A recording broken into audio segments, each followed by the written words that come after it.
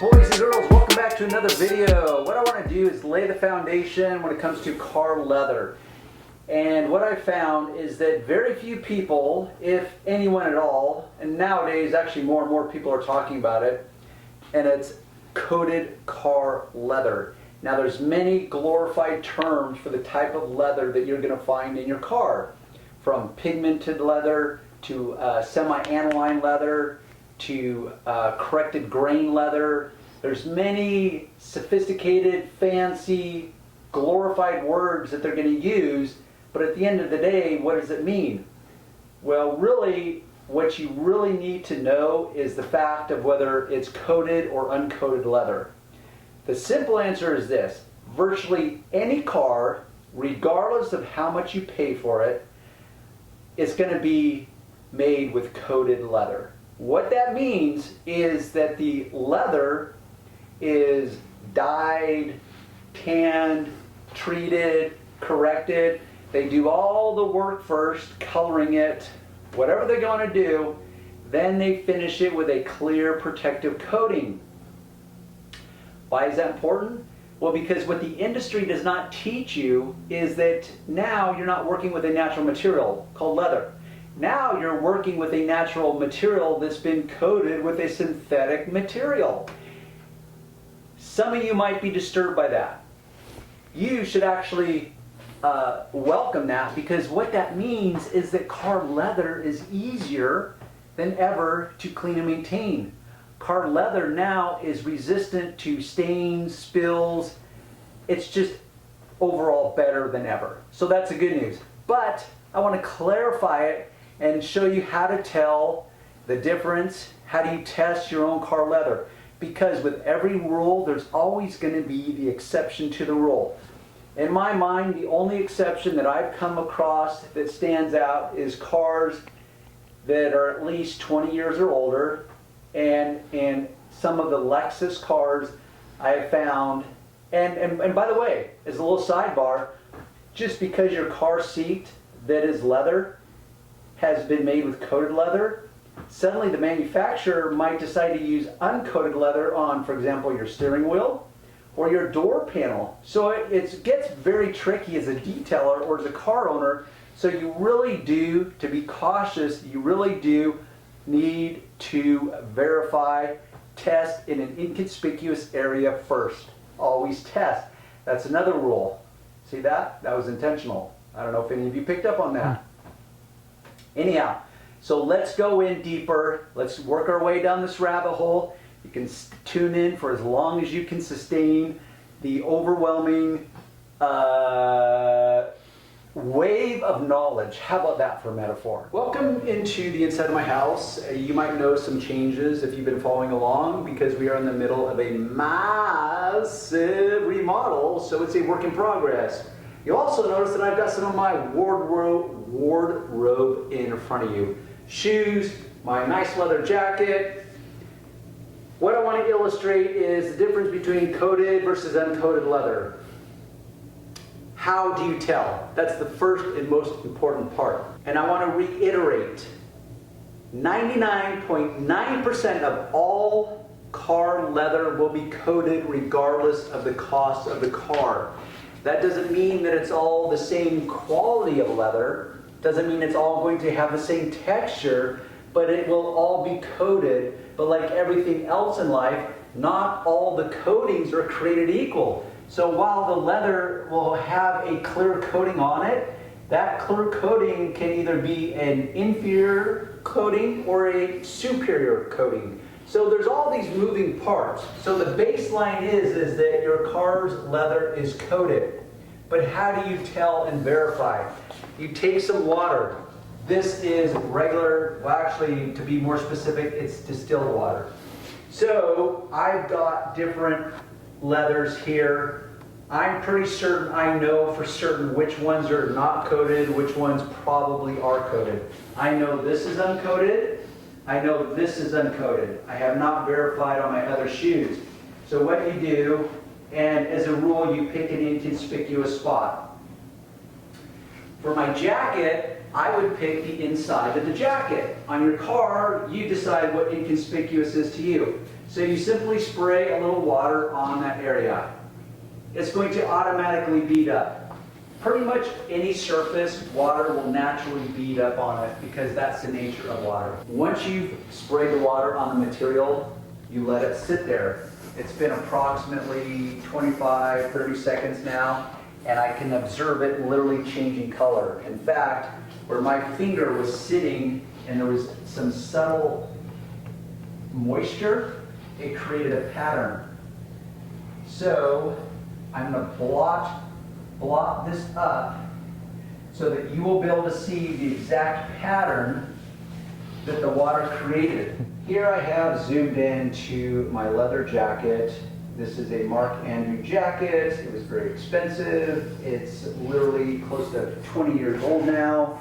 It's a timeless design that was intentional, but back then I still paid $750 for it, which is still a lot of money to me. But it's lasted me 20 years. Now you may think, oh, gee, Darren, you just ruined your leather jacket. Well, I don't know about you. In fact, we could actually look at this. Shell, exterior, leather, 100%. Body lining, 100% cotton. Sleeve lining, 100% acetate. So the shell is in the exterior, 100% leather. There probably is some care instructions wrapped here somewhere, which I've never even bothered to look because I know how to take care. Okay, must be cleaned by leather care professional only. Well, I've actually talked to some of those guys. That's a whole other can of worms. What you might be noticing is that this is beginning to fade. Because nowhere on this jacket does it say, do not get it wet, do not wear it in the rain, for example. Let's say I'm wearing my leather jacket and I'm caught in the rain. Does that mean like if I don't seek shelter before a single drop of water reaches my leather jacket, it's ruined for life? No, it's not. So don't be overly disturbed. This will eventually dry, evaporate, and it's going to resume its natural appearance. But because it darkened up as much as it did, I know for certain this is uncoated leather. So here I've just verified what I already knew. Now, what are the benefits of uncoated leather? Well, there are certain industries like the apparel industry, the horse and tackle industry, I call it, maybe gunsmiths, like Western cowboy boots. They want leather to what is called or referred to as age naturally and create what's called a patina. A patina is, in my description, a patina is a form of oxidation. So what happens is there's certain metals, materials that will discolor or take on a different type of color being exposed to the elements like just basic oxygen or ozone, the atmosphere, whatever. So if you look on the back of this jacket, at the bottom you'll notice that it's kind of darker in color. This is it creating that patina. On the edges of the sleeves where it's subject to more use, it creates patina because it mixes with dirt, it mixes with body oils, and it creates a more kind of a complex appearance to it, for lack of a better description. You'll also notice, maybe if it shows up, that there's some scuffs on it. Now, if this was your car leather, this would be really tore up after you sitting your ass on it repeatedly over the course of a few years, which is why they started coating it so that it would last longer and it's easier to take care of. So that's the good news. Also, if you look on the inside of this collar, because it rubs up against my neck, it has become dark here. So what I could do is I could take my simple green, this is diluted down 10 to 1, 1 part concentrate, 10 parts water, and I could spray it on this. I could use one of my non-abrasive scrub pads, and I could try to clean it. But you know what?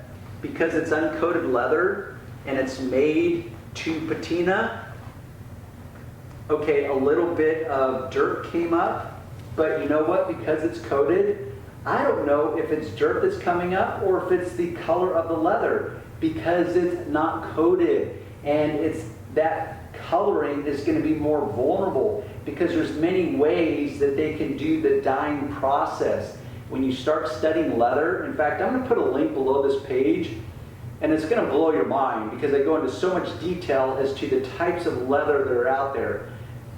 Full aniline, semi-aniline, corrected grain leather, coated leather. There's all different types of leather. It is a whole different, and I find it a very interesting study. So there's that example. Now we have my Ugg boot. And for you guys there in Australia that are watching, thanks for raising all those sheep, and thanks for the company that made Ugg products. They're very popular here in the United States. They make an excellent, basically they deal in all types of shoes. Boots specifically, for example, Ugg boots, very common anyhow. So, I bought these, and you'll notice these are actually very dirty because they've been sitting during our remodel job, and they have collected dust, and I have not worn them since. But they naturally tan these, for lack of a better description. The tanning process, that alone is very interesting. So many ways and chemicals they use to actually finish, tan, process leather. So it goes from being the skin of a cow to something that you can wear.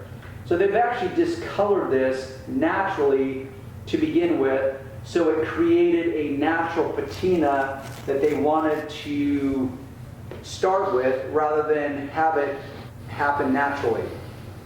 Boy, that was a cluster F of wording, wasn't it? So here we are, gonna take my water, gonna let it just sit there for a moment. We're gonna watch it. And I'm pretty sure I've already verified this. It has been a while since I've worn these boots.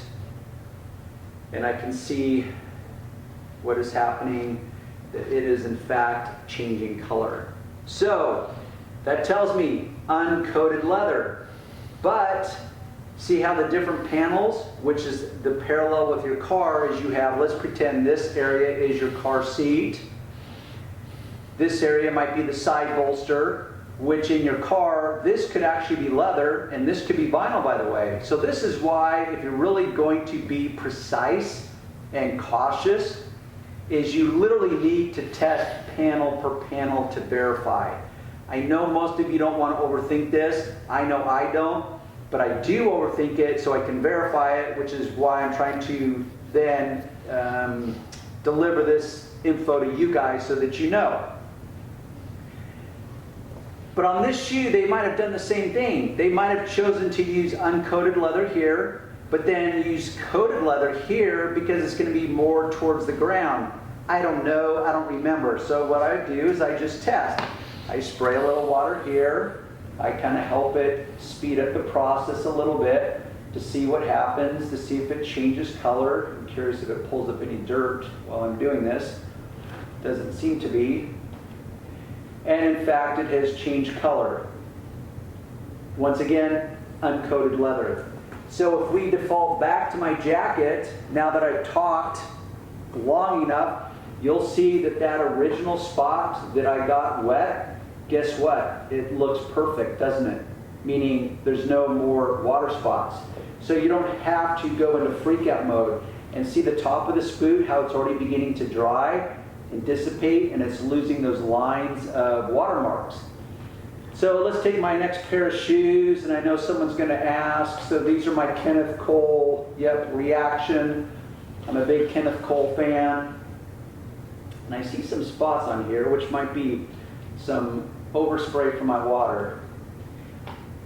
I'm willing to bet that these are probably uncoated, but that's debatable. So let's just see what happens. So far, I'm not picking up any indicators that it's leaving a watermark. So that's going to tell me that these shoes are coated.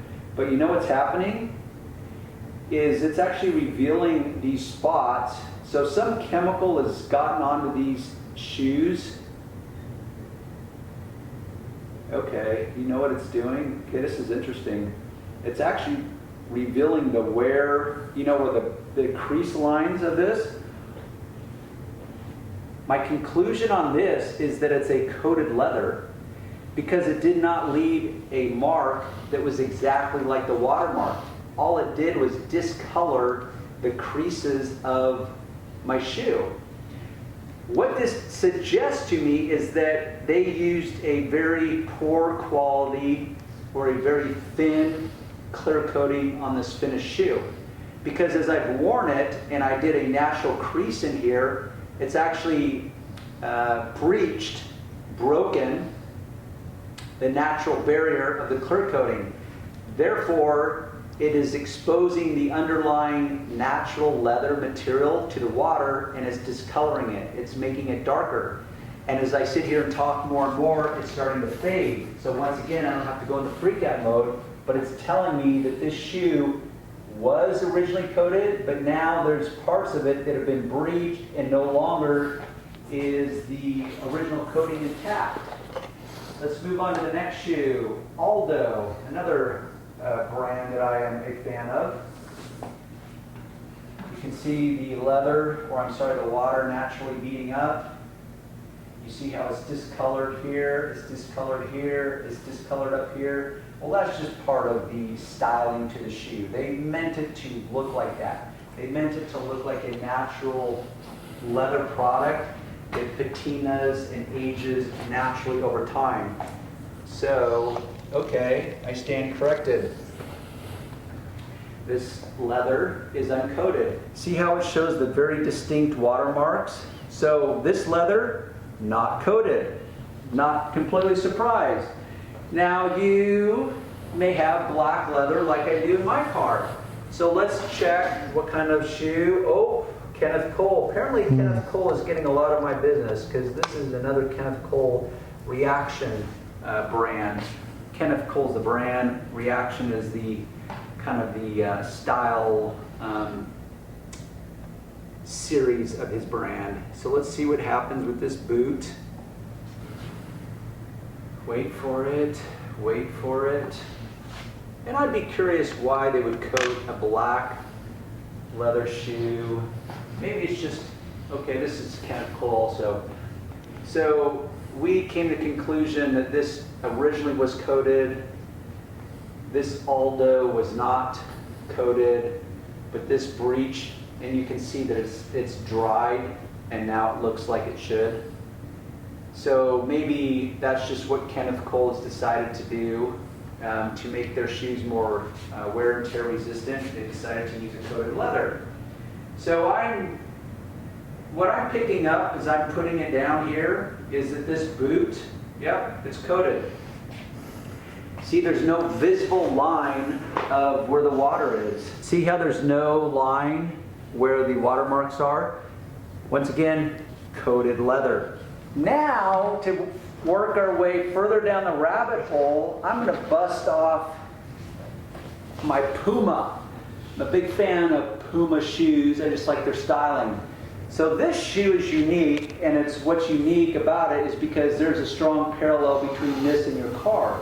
Because often a car, like my car specifically, they will mix materials. From plastic, vinyls, different types of leather, different types of synthetic leathers, different types of suedes. Yeah. So suede is a form of leather. It's just been finished differently than this leather. So they come from the same animal, but they finish it differently. So this actually has what's called a nap. It's like furriness, which I don't even know is a word. But here they have traditional leather that's been finished, it's been colored, as in white. You can see where it's worn down because I've had these shoes for probably like 10 years now. And then down here they have more suede. Now, do I know if this is real suede or real leather versus this or not? Well, that's where I will consult the tongue of the shoe, which may be so old now that I won't be able to read it. But I do know that these are leather because when I bought them, I remember doing my research. Okay, it's made in Vietnam, but it does not tell me. Just take out my Yes, I'm an old guy, so I wear inserts. Dr. Scholl inserts. They make about 100 million versions of these. That's a video for another time. Let's just accept that I already did my due diligence and I know this is leather. So we've got finished leather here. It's been colored. This is suede, which is a type of leather, just finished differently. So let's check out this. Now I've never heard of coated suede leather. I don't know if they can coat it because it's meant to have some soft fibers to it. But I know you can put a protectant on it to protect it. I don't recall doing that to these shoes. So I'm pretty certain that this is going to create a big wet mark, which is kind of hard to see because it's black. But there's a spot exactly where I got it wet. So I know that's not coated. I know it's suede. I know this is leather. And I know that this is suede also.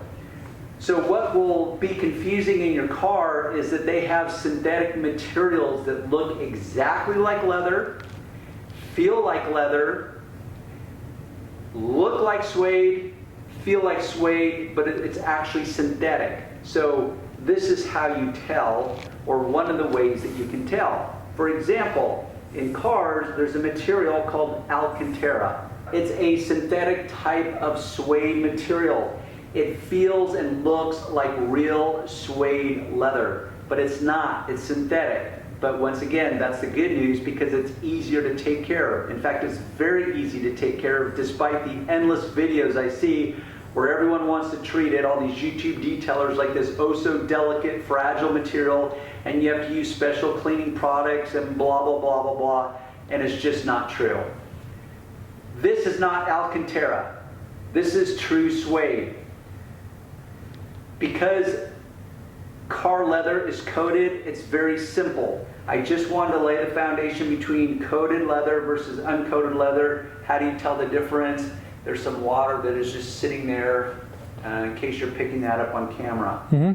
So here I'm just going to spray my simple green because I don't necessarily need to clean my couch in this moment. I'm going to spray my simple green onto the suede, onto this, and this is a little sidebar, is that if I want to clean this, what happens is the dirt, by remaining on here for too long a period of time, never mind it not being coated leather, it is more difficult to take care of. It does not clean up as easily. So I can scrub this. I know it's not going to suddenly make the shoe fall apart, but you might bring up some color with it, and that's where you have to decide the trade-offs. So let's see. See, it actually doesn't even pull up much dirt at all. It's pulling up some dirt, but because this cloth is yellow, it's not really going to reveal much dirt. So what will happen when you're cleaning your seats is if you allow the dirt to sit around long enough, not only are you dealing with coated leather that will protect it to a large degree, more so than uncoated leather, but if you allow that dirt to sit around long enough, it will degrade the coating underneath it. So as you begin to clean years of accumulated dirt, it might actually pull up some of that finished material with it, and it will create a look like this. That's where you have to, if you have an older car with lots of dirt and you want to clean it, you have to go in gradually and continue to check your results, because there will be a point where you're going to have to accept the trade-offs. Do I want it perfectly clean, knowing that it might clean away some of that finished material and color? Or do I want to accept a little bit of dirt left over there because I want this fine balance between clean but not exposing the underlying damage? Okay. Hopefully you've learned, well, hopefully a lot, because I've been studying this topic for many years now in writing my websites.